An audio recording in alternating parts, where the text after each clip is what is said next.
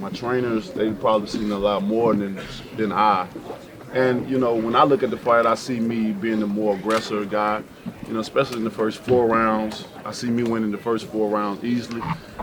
He did a lot of taunting. He did a lot of things to win over the judges at the end.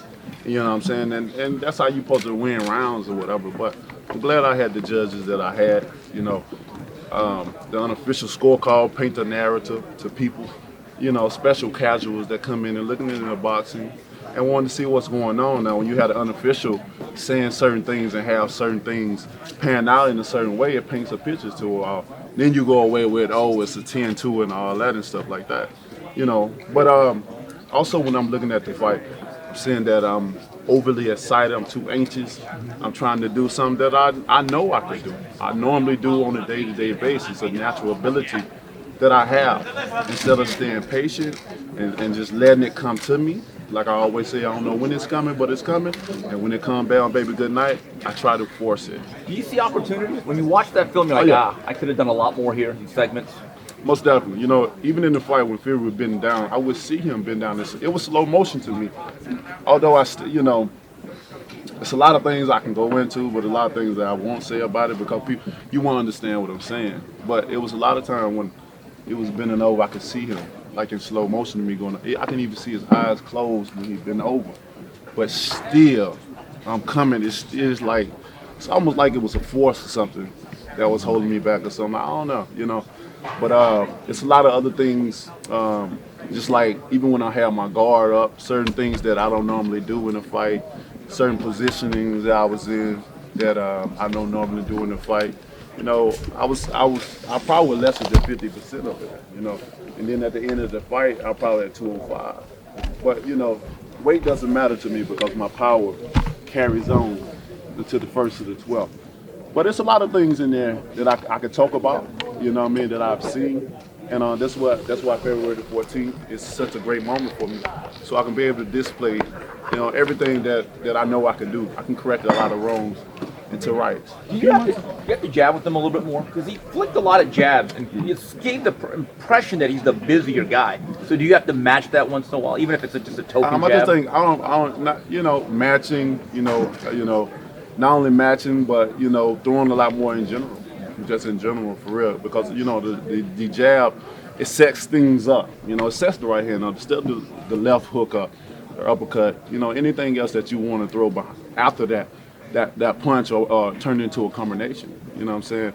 It sets up, so we're definitely adding a lot of more jabs, 2s, and 3s up in there, especially in training. Like I said, this is going on my 3rd week, and it feels like my body is going on the 6th week because of the quick turnaround that I'm doing now, and it makes me even better. Do you feel like you're playing with fire a little bit with that one-punch power? You were down on the scorecards with Ortiz, and you just turned the fight on its head with the knockout. But do you feel like you might be playing with fire with the knockout power? Now, when I go in there, I don't feel none of that. I don't feel like I'm playing with fire. It's like I'm gonna try to lose rounds or whatever. I'm gonna try to knock him out with this right hand. I'm gonna lose a couple of rounds or whatever. I mean, no one wants to lose rounds. In the rounds that they say lost, when I go back and look at it, I'm like, how the hell you felt I lost them rounds? What are you looking? I would love to do a sit down with any expert, anybody in boxing feel they have the IQ or the knowledge. I would love to sit down with any of this fight that they feel that I've lost and go back up on those fights. But when you have devastating power like I do, you don't really worry about too much. All you worry about is a 12-round fight, 36 minutes. Somebody gonna make a mistake, and guess what? You're gonna make more than one mistake in there. But the only thing about me, like I always say, and you can always quote me, they have to be perfect for 12 rounds. I don't have to be perfect for 6. Hey, champ, you mentioned against Ortiz, you was working on your patience. You want to display your patience for that fight. This fight, is there something particular you want to display to the fans? Outside of giving them a great fight, obviously, and getting the W. More patience, being more calm. There's a lot of things that, when they're looking at the first fight, they calm down. I was going to the corner, tell myself, like, calm down. Why you so rowdy? Just calm down. I could never calm down. I could never get myself to until the last 12 round when I actually caught him. So I think that's going to be a lot of that, a lot of feet positioning, getting myself at a certain angle You know, I'm not gonna call it out because if I say that, then they'll know what I'm looking for. But there's a lot of different things that's gonna be changed up. It's gonna be a wholly, totally different Is there fight come February 22nd. Is there something in your training that you're doing differently than before? Not that you have to change much, but is there something that you're doing differently just to improve your game a little bit? No, we're not doing nothing different. We're just doing what I know to do. You know, and a lot of this stuff is muscle memory. You know what I mean? It's a lot of things that we do in camp and in training that we may not do in the fight. Because when you get the look in front of you, it's different. You know, you can have people to come in and mimic the fighter and stuff like that, but no one would ever be perfect in going and giving me a display, especially with such an awkward and tall guy like Fury. You know, and never so. I understand there's going to be that other space, you know, that I'm gonna be like I'm gonna have to deal with once I get in the ring with them. You know, and I'm gonna be able to, with my IQ and being able to have muscle memory on certain looks and things. You know, especially when he start making mistakes.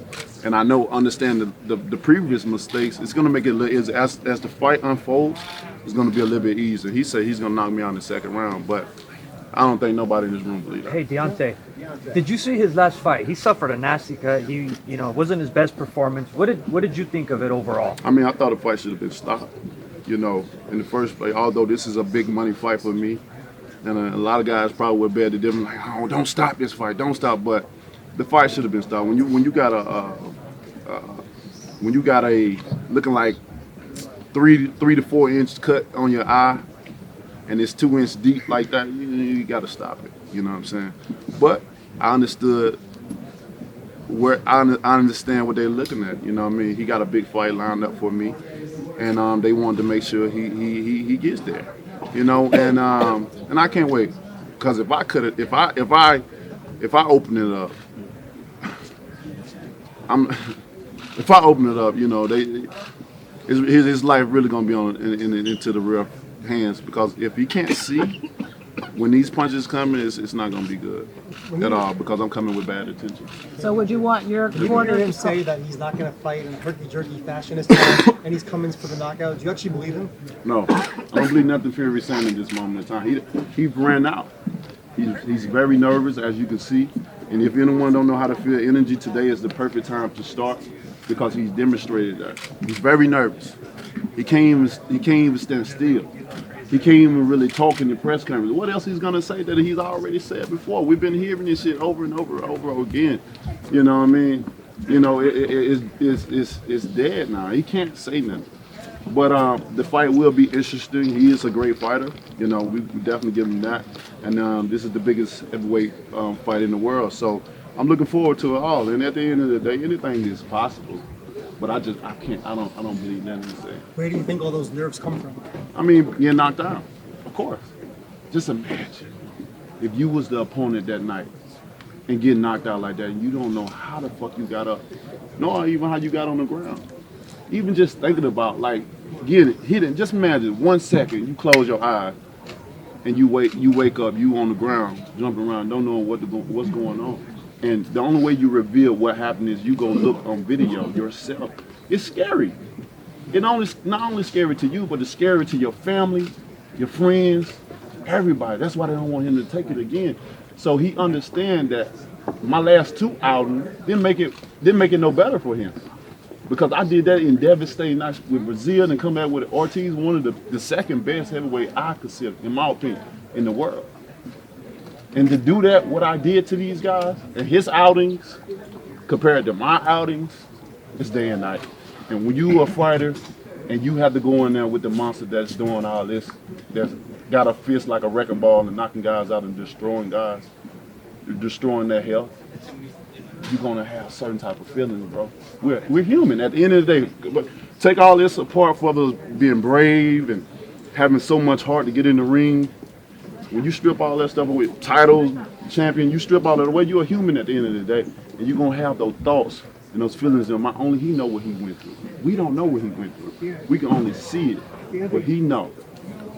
But he did get up. I know. He did get up. We have to give him credit for that. But he's Your the favorite only fan? guy that got up. Did you wonder about that? I don't wonder about it at all. It's just like the song, we fall down, but we get up. And that's what I told him I was gonna baptize. You ever been to a baptism? Yeah, All right. I think All right, you go down and what you do? You get back up. But this time around it's gonna be different. I ain't worried about him getting back up. Because the head is not meant to be hit in the first place. Your chin don't supposed to go this way in your head, the brain. It don't supposed to say period. So when it's like that, you always do to an even more vulnerable knockout. This time around it's gonna be worse than it was the first time. But that's gonna be his mental issue he has to deal with. Deontay, do you think you can win a fight on the scorecards? I mean, with Of course. Golovkin, Canelo, we saw it was a close fight. There's been questions about Las Vegas judging with being high caliber fights. Do you think you can win a fight on the Most scorecards? definitely. Most definitely. Anything is possible in boxing. I'm not worried about having what kind of IQ or what my level of my skill level of boxing is. I'm very confident in what I do. I'm very confident in what I say, and that's what makes me who I am.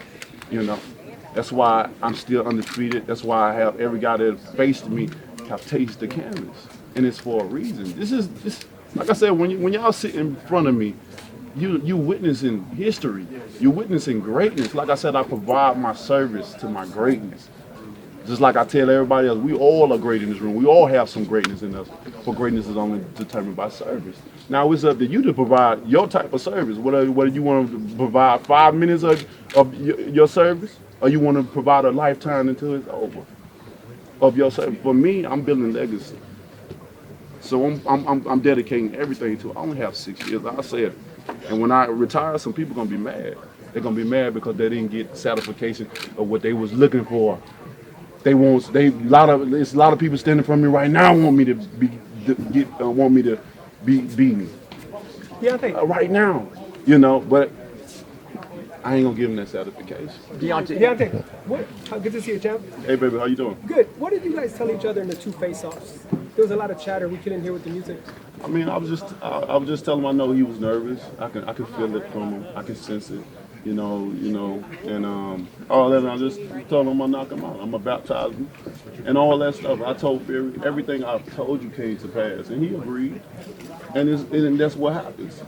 And it's not gonna be no different. So we were just having one-on-one conversation. This is not with me. I'm a professional. I'm not getting up there to try to put fear in your heart. I'm just telling you. I'm giving you enlightenment on what I'm finna do. And when that date comes, everybody around us in the arena, including him, gonna be the witness. Deontay, you knocked him down twice in the last third of the fight. So did it become easier to hit him? And do you think that Really carries was 3. But go Okay, ahead. all right. So last third of the fight, though, right? So do you think that carries over into what, in essence, is round 13? Jeez. I mean, I don't know. I don't know. I mean, at the end of the day, it's going to be a great fight, no matter what. I mean, if it goes to 13, start back up to 13, so be it. It's unfinished business for me. You know what I mean? Whether they start or whatever round, it's unfinished business, and it's an exciting fight. It's one of the biggest fights in the world. I'm just excited. I can't wait, man. A lot of these people are in for a treat. Yes, Talking ma'am. about respect. You talked about respect, what you feel either you deserve or not getting. Where do you stand with that right now? What does respect mean to you now? As far as my profession, all around, The respect you feel you deserve at this point. Oh, I mean, many people would tell you respect is earned, and I think I've done my fair share of earning that. You know what I mean? But when you're in this sport, especially in this country is so diverse. There's so many people here, and even because, although they're here, doesn't mean that they don't still represent their other countries when certain things happen and stuff like that. They still become one with their kind. You know what I mean? And with that being said, you got to understand and know that. But there's a lot of things that I've had to deal with just coming up. You know what I'm saying? That others that don't have to deal with it. I consider Fury a con man. He's a con artist. He say things and do that, but what have he really done? But go on to WWE. He's boring every time he go on his outings. He fight low oppositions. He beat Klitschko, but never ever able to defend the belt because he was playing with his nose. But nobody really talked about it. Nobody really talk about his opponents and all that. Nobody really talk about what he did the first time in Vegas. 1,500 and come back around and do what, 25, 30. Nobody talks about it. He's a con artist. But every time I do something, if I say something, you got all these drug cheats out here actually putting drugs in their body to do something that I say out of my mouth. I say, I want to kill a man. I'm going to put a man on my record. I'm going to get a body. And that shit just go all over. But when these guys are actually doing it, actually, you know, they say your words are strong, but your action is even stronger. And it plays a part in him. But I'm the only one that get bad about it. My name is getting drugged in the dirt. And it's not fair. And these are the things I'm talking about. And then people don't want to talk about race. They don't want to hear that shit. They want that to die. You know what I'm saying? Don't talk about it. Why are you still talking about it? Because ain't shit being done about it. So now I have a position I'm going to keep. And that plays a part into it. Because I want to never have to go through all the stuff that I have to go through when all I see it all. But I'm a strong-minded person. I have to be. I had to be strong coming out of my mother's womb. Is that added motivation for you, champ? Most definitely, each and every time. You mentioned, You know, you mentioned the lineal bullshit. Talk a little more about I mean, I never heard about the lineal until Fury started talking about it. You know what I'm saying? Not saying that it didn't exist, but you know, you don't hear nobody talking about no lineal champion. When have you ever seen a lineal title shot and they actually have a fight, a 12-round fight with no belt present? They create new things in boxing. He's only using this lineal stuff to have a cover up or to feel some type of way about himself because he's not a champion. You know, he needs the people around him to say, "Oh, you won, you did this." Validation, confirmation, because he don't believe that in himself. And you probably next, press conference, you'll probably talk about mental issues again and stuff. Something that we deal with. Everybody got mental problems. We all got. Ain't nobody 100%. I'm crazy at times. You feel me? I go through things at times. I mean, I done had a gun in my hand before. Think about committing suicide. I mean, shit, it ain't no different. But does anybody want to hear about my mental problems? I don't think so. But to talk about, February 22nd, that Black History Month, and he's a part of it. What do you have to do to keep your mind focused throughout the fight? You talked about going to the side and saying you needed to stay focused, you need to calm down. So leading up to the fight, what are you going to do to kind of make sure you're in that right headspace? Training, just have positive energy around me at all times, as I always do. We don't allow negativity to enter our circle. I'm a very positive person. I speak positivity. I think positive. So my results are always positive. So, and I just think, when you're happy, when you're happy in life and the things that are around you, nothing really can knock you off your game. So I'm in great spirit, and I think this is going to last all the way to the end of the camp and to come February the 22nd. And you're going to see a Happy Wilder in there, and you're going to see someone that's going to do what he says he's going to do, like I always do each and every time. I've been doing for almost down there 12 years now. 12 years, and you can imagine people still doubt me. They still doubt God and the power that He's possessed. And with my grandma told me I was anointed. And I'm displaying that talent. I'm displaying that this is real each and every time. Deontay, you mentioned Black History Month. Do you believe you're the best African American fighter in the sport right now? And for me, in my opinion, I would say yes.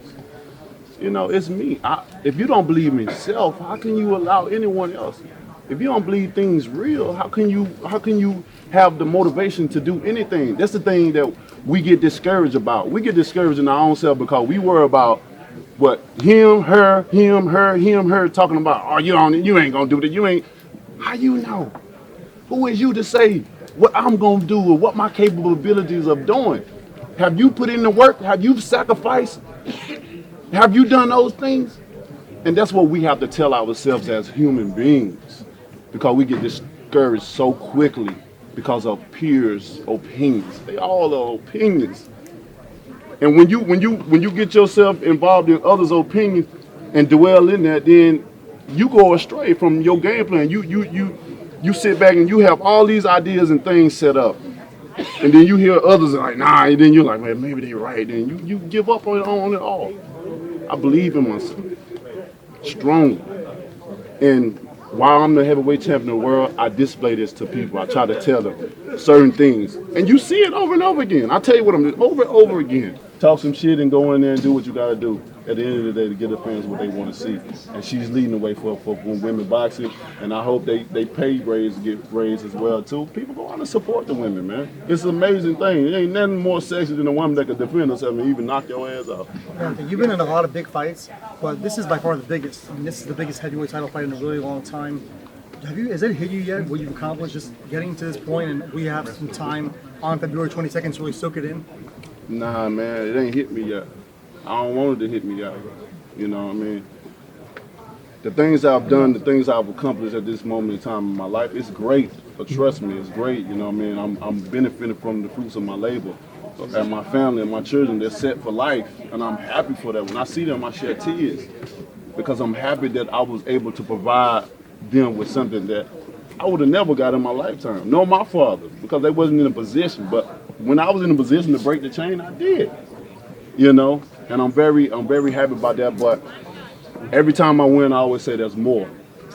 We celebrate for 15 minutes, and we keep on moving. There's more to accomplish, and I ain't gonna dwell and settle for this. That's a lot now. It's a lot, but there's more. When I leave boxing, I will be known as the one that was the best ever in the heavyweight division, if not in boxing, period. That's my goal. When I retire, like I said, there's gonna be a lot of people mad because they want to see they want to see more. And I tried to provide them with a lot of things while I'm here. That's why I say, give me my roses now. Love me now. Love me now. Because I am the best that ever have done this. I am the hardest hitting punch in boxing history, and you guys in this era, fuck any other past era. This is this moment in time right now that you got an opportunity to witness greatness.